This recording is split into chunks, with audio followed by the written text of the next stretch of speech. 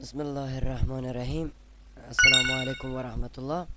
یکی از ترفندهای برنامه ورد است که میخوایم بر شما ای را آموزش بدیم که شما چطور بتانین خطهای کشیده را در برنامه ورد نوشته کنین و متن را زیباتر بسازین.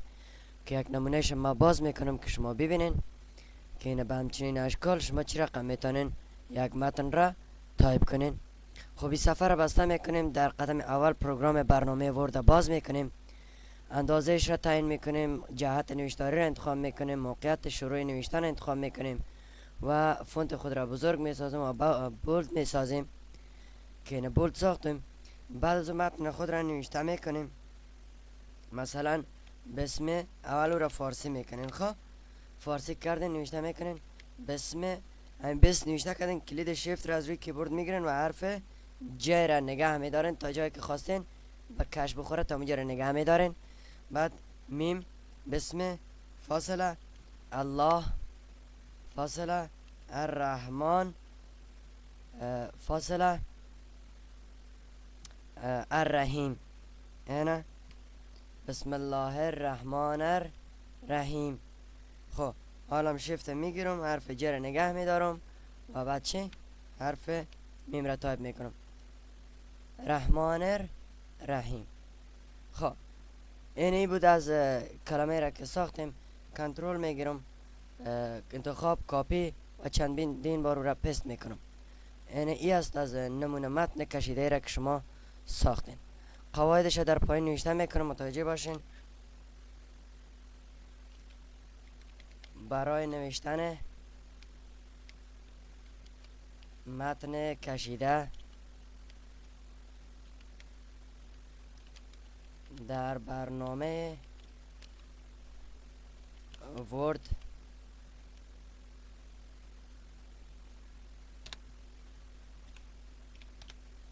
خب با نگه داشتن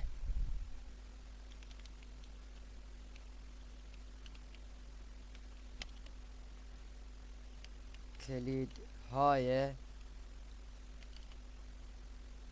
زبان انگلیسی میکنم.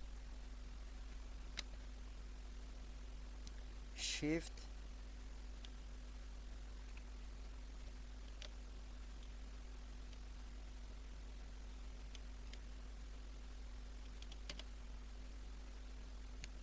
جمع در حرف جی فارسی میکنم. بعد دوباره نوشته میکنم خط مورد نظر به حالت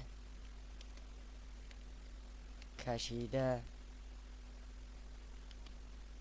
در می آید. تمام.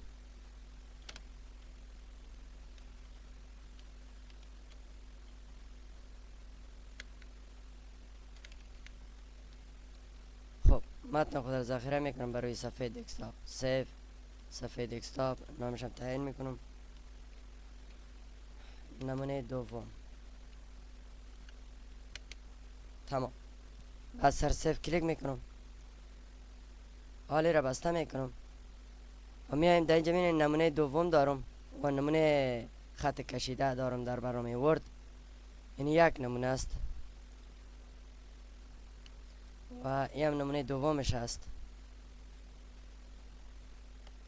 که شما میبینین با هم دیگر هیچ تفاوت ندارن. خیلی ساده و شکل بسیار زیبا میتونین متن خود را به این شکل در بیارین. موفق باشین.